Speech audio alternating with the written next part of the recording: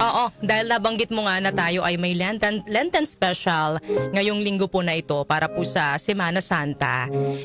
Meron po tayong special episode dito po sa ating segment na Food for the Soul and Food for the Spirit. Ito po ay para tayo ay magnilay sa pagpapakasakit, pagkamatay at muling pagkabuhay ng ating Panginoong Hesukristo.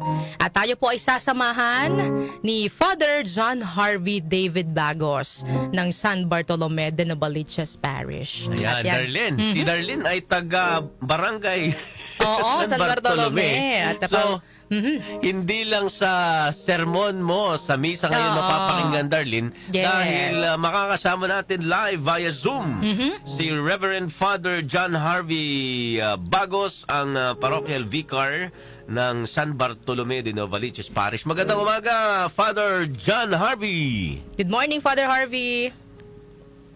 Magandang umaga sa lahat ng mga ka-music at sa ating mga host ng opinion ko, opinion mo, Ma'am Darlene at Albert. Yan. So, Darlene lang po, umaga. Sir Father Harvey. Sanay na daw po siya sa inyo kasi lagi kayong naririnig niya. Nachechempohan natin si Father Pagsisimba. Harvey na nagmimisa. Anyway, Father Harvey, ano ba yung mai-share natin sa ating mga tagapakinig? Ngayong tayo nga po ay pumasok na sa Semana Santa at tayo ay nasa Lunes Santo na po ngayong araw na ito.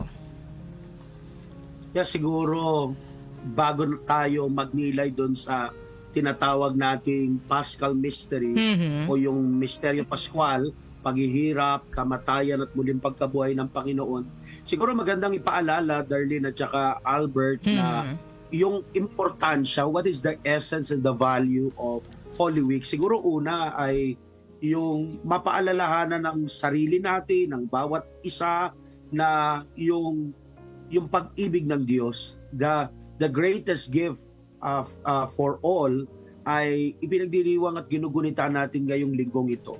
Kaya nga sabi ko nga, ulit-ulit kong sinasabi sa mga misa, sa mga paalala sa iba't ibang mga ministries, hindi ito panahon para mag-outing, no? Yes. Correct. Mag-swimming, no?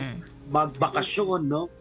But rather it is an invitation for us to really reflect on, deepen our understanding of how God really loves us, because He gave us the greatest gift for all.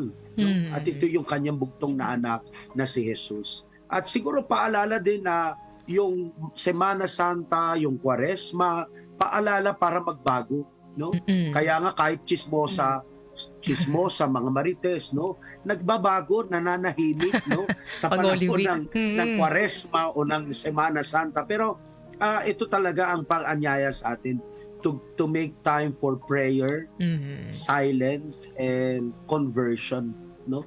At syempre yung panahon para mas lalong matuto sa kanyang presensya. Correct. Kumbaga, fasting muna. Yung modern fasting, sa panahon niya, syempre, ano ba, dapat hindi lang pagpa-fasting sa pagkain. Oo. Limbawa, nakagawian mo na talagang buong araw, babad ka sa social Correct. media. Bawas-bawas muna. Bawas-bawasan mo muna. Siguro, itong Holy Week, di ba may mga digital detox na tinatawag? Yes, no? Kung kaya naman, no, yung mga lagi mong ginagawa, pwedeng yun yung tanggalin mo muna. No? Ako yung Bilang fasting ko, fasting muna sa gala. Kasi mahal ng gasolina, Father, eh. Penitensya. Oo. Anyway, matanong ko na lang din po, Father, itong syempre hindi naman lahat kaanib ng simbahang Katolika, lalo na yung ibang mga kapatid natin na may kanya-kanyang pinaniniwalaan, kinaanibang denominasyon. Pero these mysteries, Father, are central to our Catholic faith, di po ba? Hindi naman po ito madaling maipaliwanag, lalo na sa mga bata. Paano po kaya may pararating ang mensaheng kalakip nito? Lalo na sa mga kabataan yun na sobrang Darlene, no? Babad na sa social media. At saka bukod doon, Father, napagkukwentuhan niya namin minsan dito na yung experience namin tuwing Holy Week ng mga bata pa kami. Correct. Na talagang mararamdaman mo na Holy Week dahil yung mga matatanda, kailangan tahimik ka. Yes, oo. 'Di ba? Na magsisimba talaga kayo. Yung pag Friday, papanoorin nyo talaga or attend Siete kayo ng Palabras. misa ng Siete Palabras. Pero ngayon parang naiiba na yung kultura natin, ano. Correct. Talagang nauuna na ngayon, banggit nga ni Father, yung outing, 'di ba? Yung pagpupunta kung saan-saan. So, Father, paano ba ito maipapaliwanag or maipapasa din sa mga bagong generation? Ako naniniwala ako, mahalaga din na i-connect natin ito sa sarili nating karanasan. Mhm.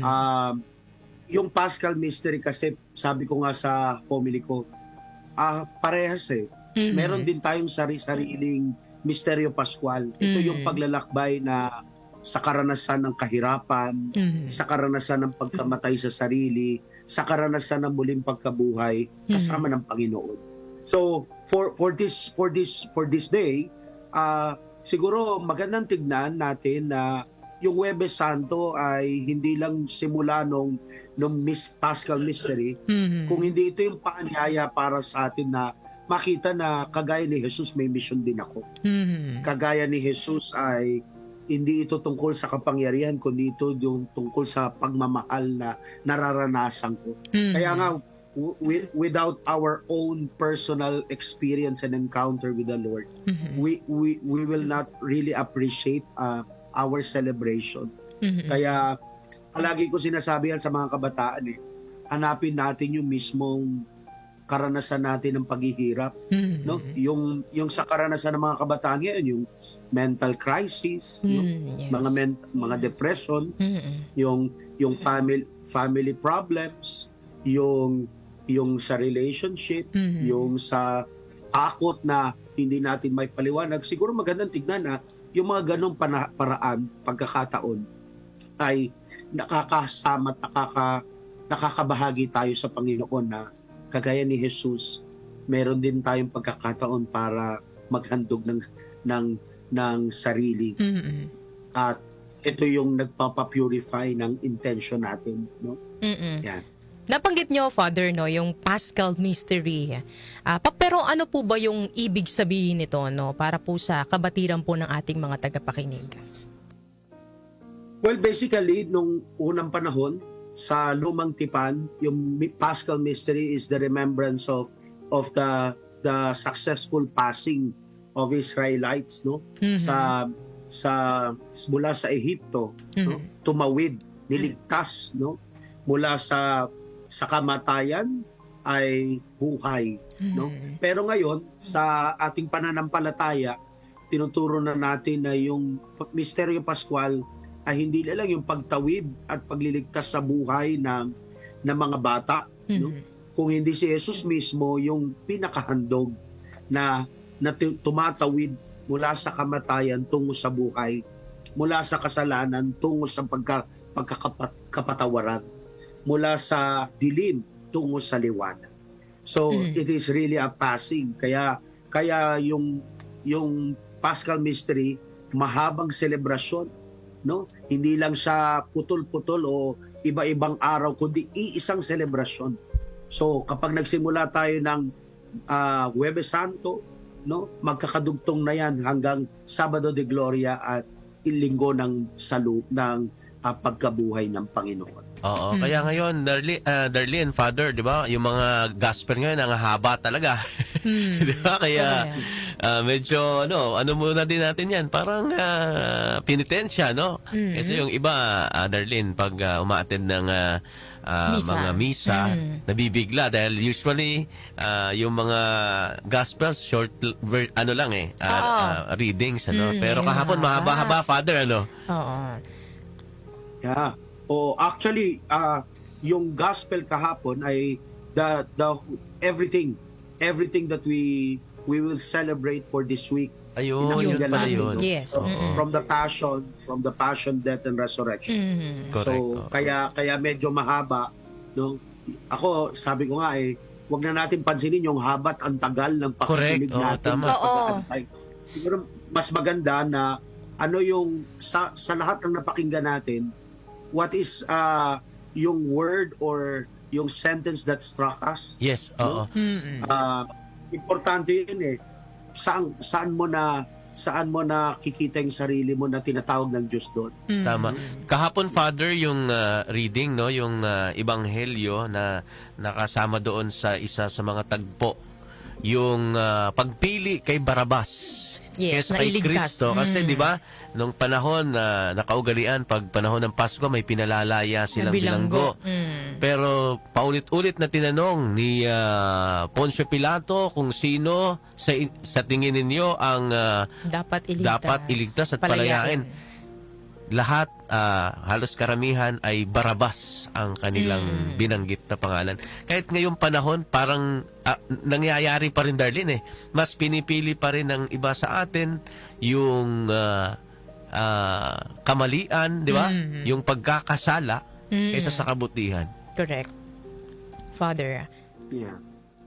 Ay, actually, mahalaga doon sa tagpo na yun.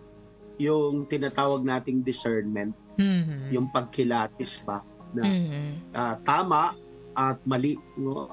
Actually, sabi ko nga sa mga pag-umingi ng gabay sa akin, yung mga kabataan, lagi sa pagtingin sa tama at mali, ang dapat natin piliin ay tama. No? Correct. Ang discernment ay tungkol sa dalawang tama na maglalapit sa atin sa Panginoon. Pero sa pagitan ng tama at mali, sana mas lalo nating makita na ang ating pagkalikha, ang ating likas ay kabutihan. So, yun nga maraming beses, maraming pagkakataon na nakakatukso na napiliin si Barabas. Maraming beses na kaya madali lang piliin yung madali na kaya nating tanggapin at kayang mapakinabangan natin. Pero yung babalik ako dun sa the first word passion. Mahirap pag masakit na at mahirap. Ayaw ng tao ng sakit. Ayaw ng tao ng pagdurusa. No? Kaya nga ang palagi na response ng tao kapag mahirap na, ayoko na. No? Pero there's the value. Meron tayong natututunan doon sa paghihirap. Yes. And I think that is the first word. Without suffering, our redemption, yung pagliligtas sa atin ay walang saysay. Ngayong Lunes Santo, Father, ano po yung siguro maipapayo nyo sa ating mga tagapakinig na paraan na maaari po nilang gawin upang makapagnilay dahil nga po tayo ay pumasok na sa panahon po ng Semana Santa?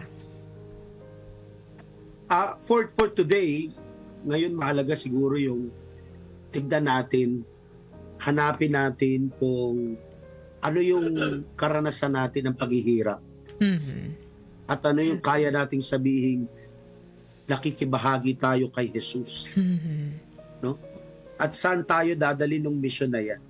Dahil hindi naman porket meron tayong paghihirap na pinagdaraanan ay hindi tayo lumalago.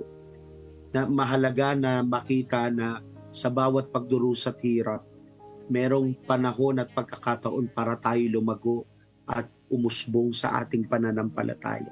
Kaya siguro mahalagang paalala sa atin ngayong araw, magandang tanong din, paano tayo tinatawag ni Kristo na sa paglilingkod at sa iba yung pagmamahal sa tulad niya sa araw-araw sa ating buhay. So yan yung maaaring gabay sa atin siguro para sa ating mga kanyusik na nakikinig ngayon. Meron ba akong karanasan ng pagdurusa at paghihirap? At kaya ba nating ma-associate ito kay Jesus? At sana samahan niya tayo at bigyan ng lakas. No? Siguro magandang paalala sa atin, pag tayo lang mahirap. Pero kapag ang isang bagay na mahirap ay pinagtulong-tulungan, ang lahat ng hirap ay gumagaan at nagiging madali para magpatuloy at magpapala. Amen to that, Father. Amen, Father. Alam niyo yun, tama ang sinabi ni Father, ano? Kaya ngayong Semana Santa, unahin ang selebrasyon ng Lenten season bago yung mga outing. Kasi hindi naman talaga natin, Father, na iwasan, ano, dahil sa sobrang haba nga din ng bakasyon. Sinasamantala din ng iba na magkaroon ng mga reunion, ng outing. Pero again, unahin natin siya dahil tayo lagi niyang inuuna, di ba, Father? Sabi nga sa kantahan ni Rico J. Puno, ang tao'y marupok ay daling lumimot sa Diyos na siyang lahat nagdulot, di ba? Pero tayo, di niya tayo nakakalimutan. Ito sabi din sa kanta, Darlene ngunit nang iyong maramdaman ang kalungkutan ay noon mo naalala ang may kapal. Diyan tayo guilty. Kapag tayo may pinagdaraan ng pagsubok, parang dun lang natin naaalala na ang Panginoon. Pero pag ikaw ay nasa rurok ng kasiyahan, kasaganahan, diba? Parang nakakalimot tayo. Correct. Yes. Anyway, makwento ko lang, Darlene, para sa mga ka-music natin, paano ba natin nakilala si Father John Harvey Bagos? Darlene, 15 years old pa lang, listener na siya. Oo nga, pa-music talaga itong si Father Harvey. Ikaw na nga magkwento, Father, paano ka ba napadpad sa 774 sa pakikinig? Well, actually, nung unang panahon ay ang kasama ko lang nakikinig ay ang aking lola. No? Siya talagang may paborito ng mga lumang kanta. Pero nung siya'y pumanaw na, actually hindi ko nilipat yung istasyon. Nagpatuloy lang ako sa pakikinig at pinagiliwan at mas naman ako na. No? At eventually doon ko rin nakita yung meron din ako mga tagpo na dahil sa ating istasyon sa DWW ay mas lalong napalalim yung bokasyon ko, yung pag-unawa ko sa discernment sa pagtawag sa akin ng Panginoon. And eventually, kahit nang nasa seminaryo ko ay ako'y nakikinig hanggang ngayon na ako'y pari na at naglilingkod sa aking parokya kung saan ako nakasa. Alam mo, natutuwa nga ako paano nag-cross yung landas din namin ni Father John Harvey Bagos Kasi one time, Darlene, sabi ko, may mga gusto akong linawin sa buhay, spiritual. Sabi ko, yung prayer ko very specific Sabi ko, Lord, sana may makilala akong pare. At tutulong sa'yo. Wala kasi akong kaklose na pare. Sa probinsya meron. Pero yung gusto ko yung talagang personal akong nagagabayan sa buhay spiritual ko. Sabi ko sana may makilala akong pare. Sobrang bilis nung sagot ng Panginoon. Father, ito talaga patunay na masasabi kong totoo siya. Kasi baka sa iba may mga pagdududa pa rin, Ako talagang instantly, siguro a matter of 30 minutes, may nag-text sa text line nung gabi na yon sa SNS. Tapos sabi niya, pabati kami dito dito sa San Bartolome. Kasi talagang sobrang Darlene parang ano mo yun, instant na sinagot agad. Nag-text si Father, nagpapabati. Ayun. So, sabi ko, Father, nung makita ko yung name niya sa text line, sabi ko, hanapin ko sa Facebook, chinat ko si Father, yun, sabi niya, ako nga yan, ako nga yung listener ninyo. Tapos pinuntahan ko siya doon sa kanilang parokya. So, yun lang. God is talagang alive. Patunay yan na talagang kapag tayo ay may dasal sa Panginoon, kapag tayo ay naguguluhan sa mga bagay, may sagot ang Panginoon. Father Harvey, ano ba yung masasabi po ninyo or mensahe ninyo sa ating mga tagapakinig na kapag halimbawa may mga pinagdaraanan, tumawag lang sa Panginoon, kumbaga paano nila maa-assure, paano mo sila maa-assure na may sagot ang Panginoon sa bawat katanungan nila? Alam mo, Darlene at Albert, alam mo maganda yung yung sinasabi dun sa palabas na Tanging Yaman. Sabi ni Shaina nung bata siya kay Gloria Romero. Hindi ba napapagod yung Diyos? Ang daming nagdadasal, ang daming humihingi sa Kanya. Parang sabi ni Gloria Romero, napakasimple lang. Bago pa sabihin ng bibig ang hiling ng puso, alam na ng Diyos kung anong kailangan natin. So I think it really speaks a lot that God is a God who listens from the heart. And the only thing that we need to do is to ask Him. And just be patient also. Kailangan nating mag-antay, no? O hindi naman lahat ng tugon ay palaging oo. Correct. Sabi ko nga ang bawat nangyayari sa buhay natin ay tugon ng Diyos na mahal tayo, na mahalaga tayo. Kailangan lang natin mas lalo lang maintindihan na mas malawak yung kanyang kagustuhan, yung kanyang karunungan sa ating buhay. Yun. So sa mga kanyusik natin ay mas lalo na lang tayong pagpatuloy at magtiwala habang tayo ay natututo sa anumang paghihirap na lumago sa ating misyon. Maraming salamat po, Father Harvey, sa pagsama po sa amin ngayong umaga. Bago po namin kayo bitawan, maaari niyo po ba kaming samahan sa panalangin po ngayong umaga na ito? Kasi syempre, lagi nga po namin sinasabi dito, bago tayo dumako sa mga pagkakaabalahan natin sa buong araw, dapat nananalangin tayo at hinihingi po natin ang gabay ng Panginoon. Father Harvey. Ipaalala natin na tayo ay nasa banal na presensya ng Panginoon. Sa ngalan ng Ama, ng Anak at ng Espiritu Santo. Amen. Ama naming mapagmahal, sa pagpasok po namin sa mga mahal na araw, tulungan niyo po kami at turuan na imulat ang aming mga mata sa kabutihan at sa kagandahan ng inyong dakilang regalo sa amin, ang iyong anak na si Jesucristo. Nawa ay mas lalo naming maunawaan, mas lalo naming matanggap ang dakilang regalo na ito sa aming sarili. Hindi man kami perpekto, marami man kaming mga pagkakasala, marami man kaming kapalpakan sa buhay, Panginoon. Kayo po ang nagwawasto, kayo pong nagpapatawad, kayo po ang tumutulong.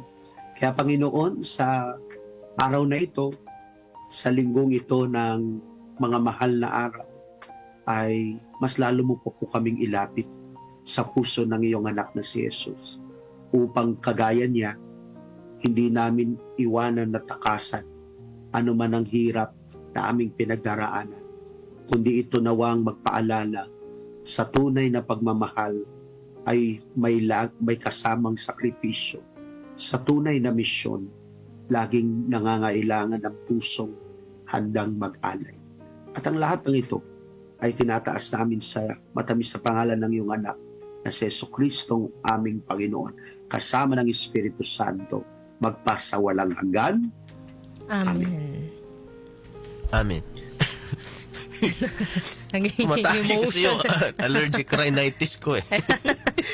Ayan. Anyway, God is good all the time. Correct. And all the time, God is good. Thank you very much, Father Harvey, sa isang napaka makabuluhang Lunes Santo ng umaga dito sa Opinion Mo, Opinion Ko. Thank you, Father. Salamat.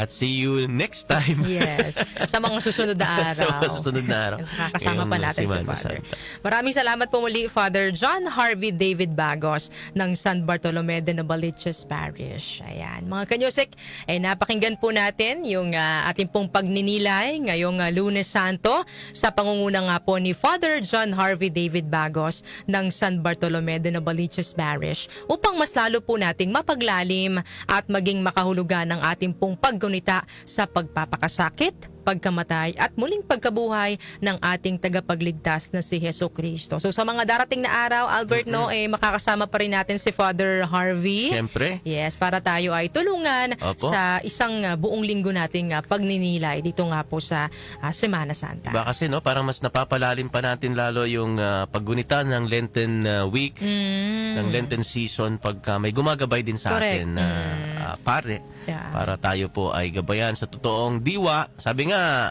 instead na magbakasyon, maggala, mag-outing, makiisa tayo sa mga selebrasyon ngayon ng simbahan. Yung iba, Albert, ang ginagawa, Lenten season. Halimbawa, magbabakasyon nga sila. Pero doon sa probinsya, kung saan sila pupunta, doon nila, doon nila ginagawa yung paggunita ng Holy Week. Pero yun nga, wag niyong kalimutan na ano ba talaga yung reason kung bakit tayo walang pasok ng ilang araw, di ba? Yung paggunita doon nga sa buhay, pagpapakasakit. Ang term ba yun? Pagtitika? Pagtitika, Oo, yes. Baka naman Biyernes Santo, nagbibidyo okay na kayo. Oo nga, diba? Para diba? hindi akma sa panahon muna. So, ay, nako, yung Lunes Santo pa lang, pero yung emosyon ko, pang Biyernes Santo. So yan mga ka-music, ang special episode po ng ating Food for the Soul and Food for the Spirit.